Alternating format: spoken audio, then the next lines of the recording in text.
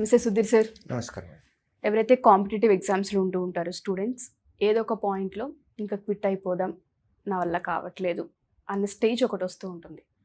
కొన్ని సందర్భాల్లో ఆ ప్రాసెస్లో ఇమ్మీడియట్ డెసిషన్స్ తీసుకొని వెళ్ళిపోయిన వాళ్ళే మనం చూస్తూ ఉంటుంటాం. వాళ్ళకి మీరు ఏం చెప్తారు సార్? అసలు ఈ ప్రిపరేషన్ ప్రాసెస్లోనండి ఫస్ట్ 1 to 2 yearsలో ఈ డెసిషన్ తీసుకోవటం అనేది రాంగ్ స్టెప్. క్విట్ అవుదాము, ఇంకా నా వల్ల కావట్లేదు అనేది మీరు ప్రిపరేషన్ స్టార్ట్ చేసిన 2 సంవత్సరాల లోపు తీసుకుంటే మాత్రం ఇది ఖచ్చితంగా రాంగ్ స్టెప్ అని నేను చెప్తాను. 2 years కంటే దాటింది, లెట్స్ సే 3 years నుంచి ప్రిపేర్ అవుతున్నారు, ఉద్యోగం రావట్లేదు. మార్కులు అనలైజ్ చేయండి.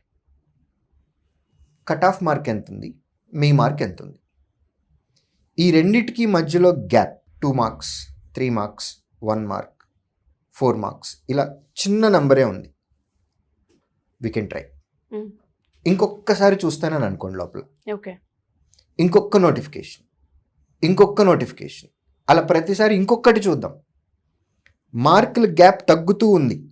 కట్ ఆఫ్ మార్క్కి మనకు వచ్చిన మార్కులకి గ్యాప్ తగ్గిస్తూ ఉన్నాము అని అనుకోండి, ఏదో ఒకరోజు గ్యారెంటీగా ఉద్యోగం వస్తుంది. కానీ కట్ ఆఫ్ మార్క్కి మనకి గ్యాప్ అనేది 2 digit నెంబర్లో ఉంది. 2 digit నెంబర్ 10, 15, 20 ఇట్లా ఉంది. దెన్ నిజంగా ఆలోచించుకోవాలి.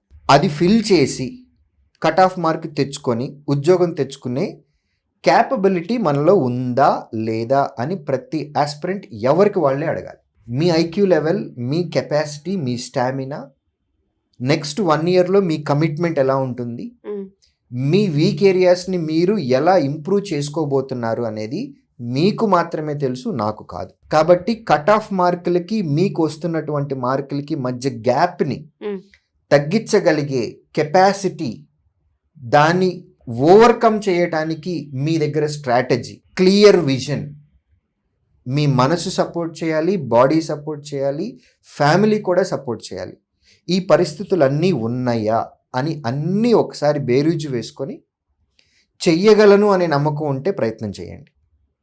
ఇది అవ్వదు అని అనుకుంటే మాత్రం you take your own decision, okay, go for plan B.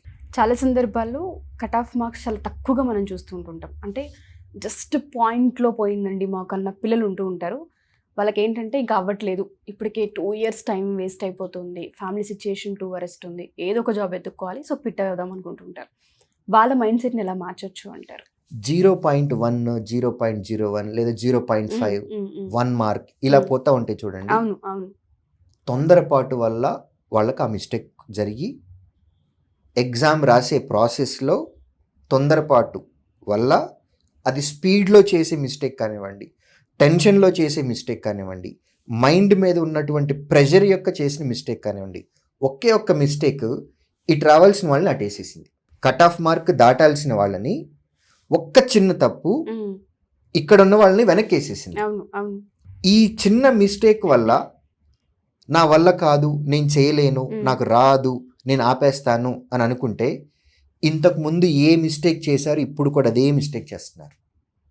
A mistake వల్ల అయితే మీకు ఉద్యోగం రాకుండా వెయిటింగ్ లిస్ట్లో పడ్డారో, చిన్న తప్పు, అదే తప్పు, తొందరపాటుతనం, తొత్తరతనం వల్ల మళ్ళీ ఇదే తప్పు చేస్తున్నారు. మీలో ఏం మార్చుకోవాలి? 1 mark, ఒక్క క్వశ్చన్ చాలు. 1 question, ఆ ఒక్కటేంటో ఐడెంటిఫై చేయడానికి ట్రై చేయండి. ఇంకొక్కసారి మిస్టేక్ చేయకుండా ఆ ఒక్క క్వశ్చన్ ఎక్స్ట్రా చేయడానికి ట్రై చేయండి. సో ఆ డెడికేషన్ అలా ఉండాలి. అండ్ వదిలేద్దాము అనుకున్నప్పుడు ఫస్ట్ ఆలోచించగలగాలి. చాలా క్లియర్గా అర్థమవుతుంది. మీరు చెప్పారు ఇందాక 10 marks, 15 marks దూరంలో ఉన్నాము అంటే ఆలోచించుకోవాలి. ఇట్లా పాయింట్ దగ్గర మనం ఆగిపోతున్నామంటే డెఫినెట్గా మీరు చెప్పిన తొందరపాటు కావచ్చు, లేదంటే ఇయర్ ఎలా అయినా కొట్టాలి అన్న ప్రాసెస్లో చాలా మిస్టేక్స్ చేస్తూ ఉంటారు సార్, ప్రతి స్టూడెంట్ కూడా. ఎవరైతే స్టూడెంట్స్ మన ఈ వీడియోస్ రెగ్యులర్గా చూస్తూ ఉంటుంటారో, ఒకసారి సిసికి రావాలనుకుంటున్నాం, ఇక్కడ జాయిన్ అవ్వాలనుకుంటున్నాం అడుగుతుంటుంటారు, మన దగ్గర ఎలా ఉంటుంది అసలు కోర్సెస్? శ్రీధర్ సిసిలో banking, insurance, staff selection commission, railway exams and SI constable, వీటికి కోచింగ్ ఉంటుందండి. ఏపీ తెలంగాణలో we have 14 centers, offline centers ఉన్నాయి, ఆన్లైన్ కోచింగ్ కూడా ఉంది. Okay, Sridhar CC nearest offline సెంటర్కి విత్ పేరెంట్స్ వెళ్ళి డీటెయిల్స్ మొత్తం కనుక్కోవచ్చు. Mm. లేదా స్క్రీన్ పైన కనపడుతున్న ఈ నెంబర్కి కాల్ చేసి డీటెయిల్స్ అన్నీ కనుక్కోవచ్చండి. ఉషా గారు, పబ్లిక్ సెక్టర్లోకి వెళ్తున్నాము అని అంటే ఉద్యోగం వచ్చిన తర్వాత మనం జనాలకి పనిచేస్తున్నాం, పబ్లిక్కి పనిచేస్తున్నాం. Mm. సే ఒక బ్యాంక్ ఎంప్లాయీ, లేదు స్టాఫ్ సెలక్షన్ కమిషన్లో ఉద్యోగం వచ్చింది, అది ఇన్కమ్ ట్యాక్స్ డిపార్ట్మెంట్ అవ్వచ్చు, ఎక్సైజ్ అవ్వచ్చు, లేకపోతే స్టాటిస్టికల్ ఆఫీసర్ అవ్వచ్చు, లేదా రైల్వే డిపార్ట్మెంట్లో ఉద్యోగం వచ్చింది. Okay, Mm. ఇదంతా జనరల్ పబ్లిక్ కోసమే కదా మనం చేస్తున్నది, అవును. పబ్లిక్ సెక్టర్ జాబ్ అని అవును. అంటున్నాం, అవునా? మీ మీద మీకే నమ్మకం లేకపోతే మీలో ఏం చూసి మీకు ఒక పబ్లిక్ సెక్టర్ జాబ్ ఇవ్వాలి? 0.1 మార్క్, 0.5 మార్క్, 1 మార్క్, 2 మార్క్స్ వల్ల నాకు ఉద్యోగం రావట్లేదు, నేను గివప్ చేస్తాను, నేను వదిలేస్తాను, నా మీద నాకే నమ్మకం లేదు అని మీ అంతటి మీరే ఒప్పుకుంటుంటే మీలో ఏం చూసి మీకు పబ్లిక్ సెక్టర్ జాబ్ ఇవ్వాలి? ఇది ఎవరికి వాళ్ళు అనాలిసిస్ చేసుకోవాల్సిన క్వశ్చన్స్. Have self confidence. నేను చేయగలను, తప్పు చేశాను కాబట్టి నాకు ఉద్యోగం రాలేదు, ఆ తప్పేంటో ఐడెంటిఫై చేయండి, దాన్ని రెక్టిఫై చేయండి, ఇంకొకసారి ఆ తప్పు చేయకుండా ఉండండి.